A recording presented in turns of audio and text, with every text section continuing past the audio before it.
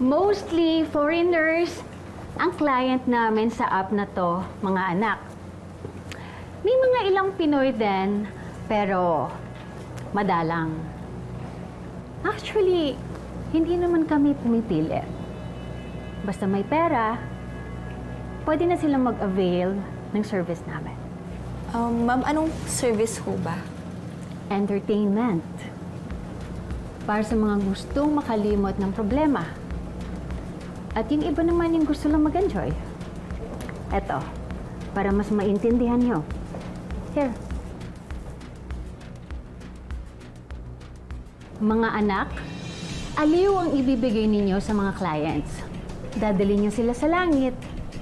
Pero ipaparanos niyo rin sa kanila ang impyerno para sa mga performance ninyo. May mga good for 40 minutes na service, may 1 hour, at meron ding pang magdamagan. Hi, Ma'am Bjorn. Oh, heto na pala ang ilan sa kanila. Meet my angels, mga anak ko. And soon, you'll be one of them. Ma'am, parang hindi ko ho ata kaya. Elisa, tara na. Pasensya na, ma'am, pero hindi kami mga... Hindi kayo bayaran. Imagine, in an hour, pwede kayong kumita ng 6,000 pesos. At kapag natipuhan kayo at nag-request ng overnight, 20,000 ang makukuha nyo. Elisa, tara na.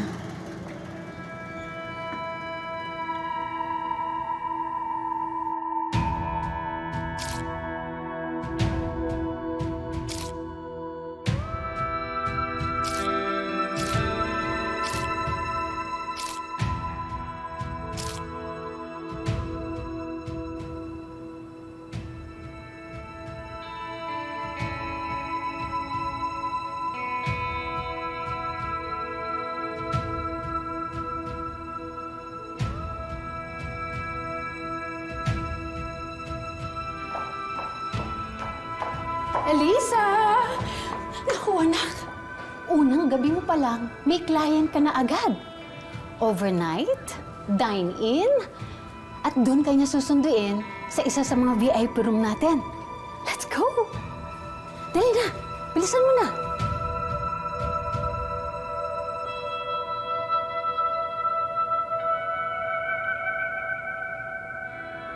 How old? 19, sir. Young and fresh. Still a virgin? Sir. Sir, please. Please don't, sir. Please, sir. No! No! No! Wag! Wag! Sir! Paid 20,000. No! You're my meal tonight. Baby back, baby. No! Sir! Wag! Wag, sir! Hey, tsaka Alma. Diyan na po si Ate Elisa. Anak! Tago natin to, nakakahiya. Anak! Bakit ngayon ka lang? Ay, nag-alala naman ako sa'yo, anak ha. Kumain ka na ba? Bakit ngayon ka lang? Pasensya na, Nay. Galing kasi ako sa bago kong trabaho. Trabaho? Wala ka na sa fast food. Nag-apply kasi ako sa call center, kaya gagabihin na ako sa pag-uwi. Diyos ko naman, anak. Ano ba naman ang ginagawa mo sa sarili mo? Mamaya, ikaw naman ang magkasakit. Eh, di ba sabi ko naman sa'yo, huwag mo na akong ipadialysis. Nay, kaya ko naman eh. Tsaka, hindi naman ganun kabigat yung subjects ko. Ay, naku, anak. Kailangan kaya makikinig sa akin.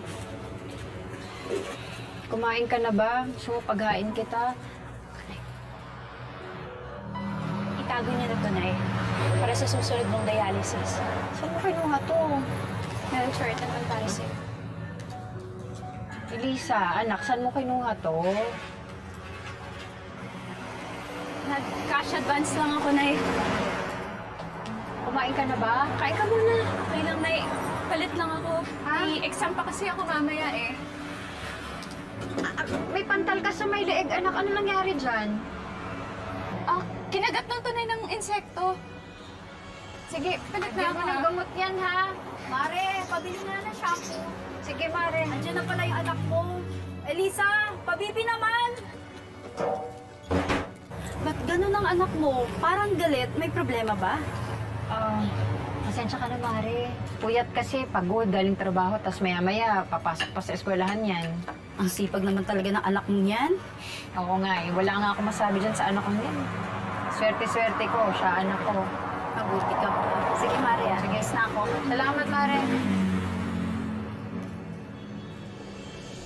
Lisa, magdamag kita tinatawagan kagabi. Di mo man lang sinagot kahit isa. Ano ba nangyayari, ha? May problema ba? Lisa, sumagot ka naman. No! Sir! What? Lisa, ano ba nangyayari? Pwede mo Marco? Pagod ako. Pagod? Galing ako sa bago kong trabaho sa call center.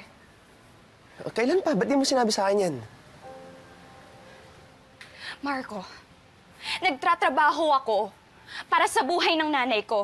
Kailangan ko ng pera. Kailangan ko pa ba ipaalam yun sa'yo? Ang sa akin lang naman, boyfriend mo ko, Elisa. Gusto ko malaman ang nangyayari sa'yo. Di ba sinabi ko naman sa'yo, tutulungan kita sa nangyayari sa nanay mo? Pues hindi nakakatulong yung ginagawa mo. Ano ba bang tulong gusto mo? Di ba sabi ko naman gagawin ko lahat para sa'yo? Ano pa? Kakampi mo ako, Elisa. Hindi mo ako kalaban. Alam ko naman yun eh. Kasi sa loob ng 3 taon na relasyon natin, wala ka naman ginawa kundi tulungan ako eh. At sumaklola sa akin. Pero anong nagawa ko para sa'yo? Wala. Ano ba sinasabi mo? Deserve mo isang babae na hindi katulad ko.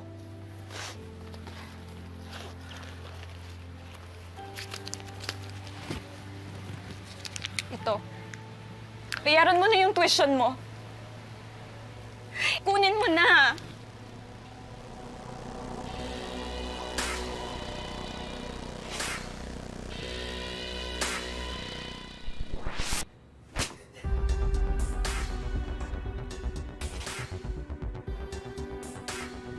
Makawala pa kaya si Elisa sa magulong mundo na pinasok niya?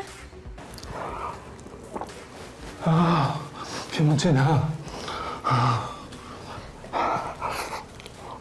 맞다. Hi, sir. You ordered takeout? Yeah, come.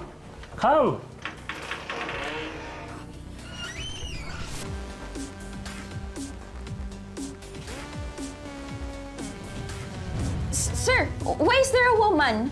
She's my wife. Wife? We want to try something different to spice up our marriage. Sir, ma'am, I'm sorry, but I don't do. Who said you're going to have sex with us? What do you mean? Since your app doesn't have boy, we hired a guy outside the street to have sex with you. A guy? Okay.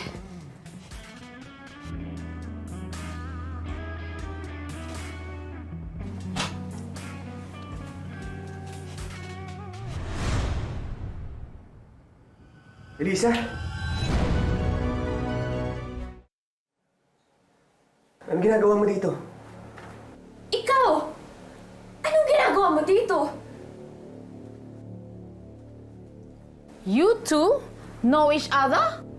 Good! Start! Naula! I'm sorry, ma'am, sir, but I can't. We paid big money for this to happen. I know powerful people in your country. You do it or you pay for it.